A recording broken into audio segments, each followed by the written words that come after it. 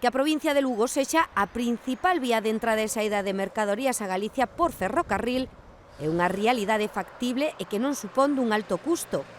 Así o sinala o estudo que o Eixo Atlántico presentou este venres na Deputación lucense sobre a liña ferroviaria a Coruña-Lugo e a rede de vía métrica en Galicia, coñecida como FEVE.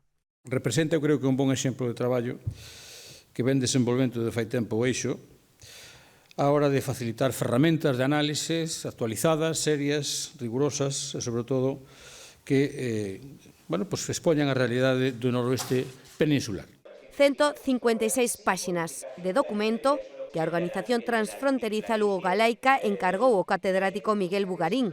O profesor de Enxeñería e Infraestructuras de Transportes da Universidade da Coruña fai un diagnóstico técnico e de custes preciso sobre a mellora destas liñas co obxectivo de que o valore a DIF e o Ministerio.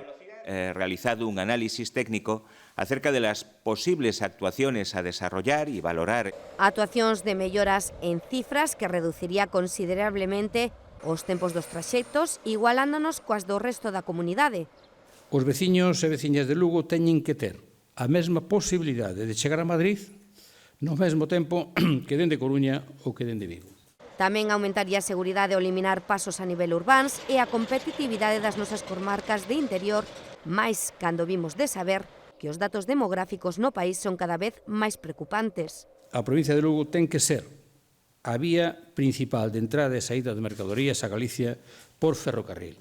En definitiva, o informe ven a propoñer modernizar as nosas vías férreas obsoletas, traballando en rede.